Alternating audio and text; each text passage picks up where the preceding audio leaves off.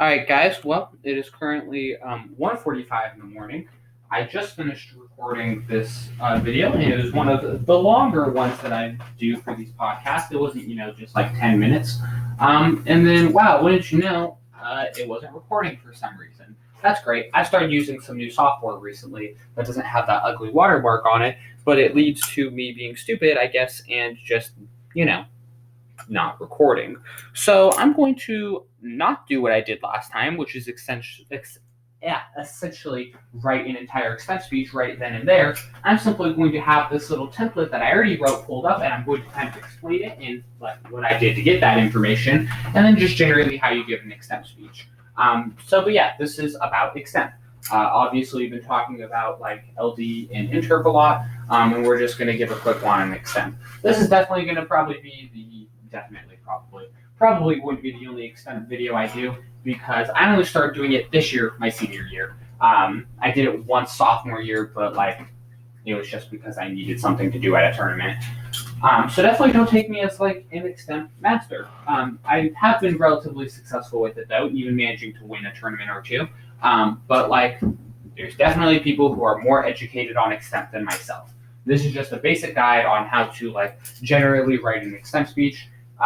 In case you don't know, because I was technically never officially taught. I just kind of figured it out myself and talked to a couple people whenever I had questions. So if you're doing that, this should be slightly helpful for you. But we're just going to go through and go step by step and figure out what we need to do to write an Extemp speech. So the first thing you have to do, obviously, is get your question and decide whichever one you want to do. Generally, you're given 3, and you get to choose which one you want to do. So today we're going to be using the question, will the COVID pandemic result in permanent changes to our public school system? So personally, whenever I'm writing an Extemp speech, I just like to go from the top down. So I'm going to start with the introduction and work my way to the conclusion. So the first thing we need to do is find a hook. A hook is just generally going to be something to get the audience interested whenever you start giving your speech. A lot of these are going to be pre-written, just because it's really hard to write in hook every single time that you want to give an Extemp speech. It's not impossible, and if that's something you want to do, good for you, I guess. But yeah, generally it's just easy to have one pre-written for yourself. And I pretty much, there's 2 that I use every single time. And I'm going to give one to you guys right now. I'm actually going to do the opposite one of the one I did last time, because I already did it, and now I don't want to do it again. So let me just change that out. And that's the cool thing, is that these are pretty much interchangeable, because they're made to be used in basically every situation. Oh no, that one actually doesn't apply here though, sadly. So I guess we will use the other one. So the whiteboard analogy essentially goes like this. One day, my teacher walked into the classroom and simply put a dot on the whiteboard and asked us what we saw. My friends and I laughed at her, saying that it was only a dot, nothing more. But she was quick to reprimand us. She told us to look closer, notice what we had missed. Well, yes, there was a dot on the whiteboard. There was also the board itself, the wall behind it, the markers below it, and even the clock above it. While my friends and I were correct that there was a dot on this whiteboard, we became so hyper-fixated on this one point that we failed to see the bigger picture. And there you go. That's my little hook. You're going to then want to try and start connecting that back to our question. So for here, it's not too bad of a connection, because like I said, the whole point of this hook is that you can connect it to basically anything you want. So the general idea of the hook is you need to see the bigger picture. So then we're going to say something like, similarly, it's important that we see the bigger picture whenever analyzing the effects of the COVID-19 pandemic.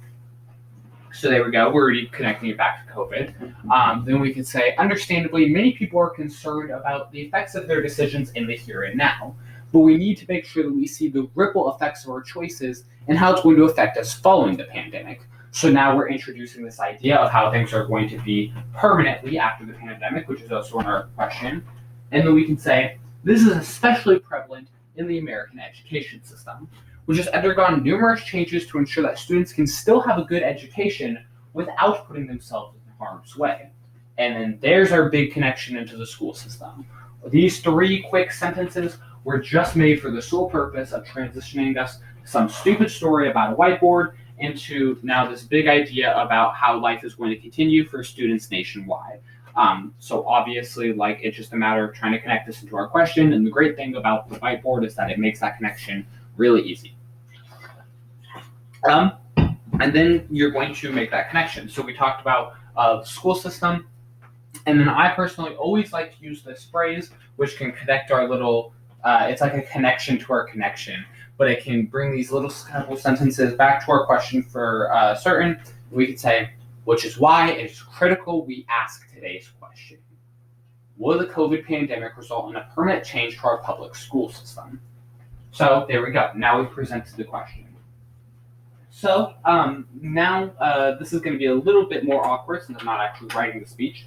But whenever I am giving an Extemp speech, I personally like to throw in like a little bit of style into all my speeches, because I think that generally, especially if you have judges who don't know Extemp, it's much more important that you make your speech interesting than you make it like super nuanced, because like Extemp is boring. I do Extemp myself, and like I hate watching it. And if I was ever judging it, I would be like legitimately upset because it's just so boring to watch for like an hour and a half. These kids just talk about politics. I do not care. But if you give me an interesting speech, then I will not care slightly less. And I'll be more interested in what you have to say. And I'll actually pay attention to your speech to some extent and probably like vote you up because of it. And that's with someone who, like I said, actually does the stupid event. For a parent who doesn't care at all because they don't know what you're talking about, like, style points are going to matter even more. So all that's to say is that you should try to make your speech somewhat interesting. And this is a really good place to make your speech interesting, because the way in which you organize it is going to be like, if it's super memorable, that's great. So I like to do rhyming a lot, which is what I did here. So we can say something like, so let's see. The answer is a resounding yes for 3 main reasons: our health, our wealth, and our future self. And then you can go through and you're actually going to explain those. So you can say, first, it is important that we analyze the effects of COVID-19 on the way in which we treat our teachers and value their health concerns. Second, we need to look at how our decisions are. Second, we need to look at the change in forum and the ways in which we teach our students and how that's going to affect students of different social classes. And lastly, it's important to analyze how we're going to see a change in values taught to our students and how that is going to affect them once they graduate and go into the workforce. So there were 3 big ideas just summed up really quickly. And we connected it back to that really memorable thing of health, wealth, future self. But once we get those points out there, we simply have to move into actually answering the question itself and giving those reasons. Whenever you're giving an Extemp speech, just like a quick thing to get out of the way, you're going to want to move around the room. So whenever you start, you're going to be right in the middle. And then whenever you finish and you start bringing up your next point, or your first point, I guess, you're going to walk to, I personally do your left. Technically, a lot of people would say that you should do to your right, because your judges are obviously watching you from the other end. So you're going to walk to the left, and as you give your speech, you're walking from their left to right. Personally, I think that's really picky, and I don't really care. And also, I'm recording on a video, which ends up getting flipped and stuff anyway, and so, like, it's whatever. But you just want to walk to one end generally. And then whenever you get to your second point, you're going to walk back to the middle. Whenever you get to your third, you're going to walk to the other side, whichever one you haven't been to yet. And then lastly, for your conclusion, you're going to come back to the middle and step forward. So that's just a nice little note to get out of the way. But anyway, so you're going to walk to your first space, and you're going to start giving your little speech and your points about why your answer to the question is right, that we've already talked about. So whenever I'm actually writing this, obviously right now, I enjoy the liberty of using the internet to prep my speech, because Extemp is all online now, and they're just giving up on the rules because virtual Extemp is garbage. But that's one of the benefits of 2020, I guess, is that I get to use the internet when it comes to Extemp, which makes it slightly more bearable. But luckily, that just means that you have to go through and put research in really quick.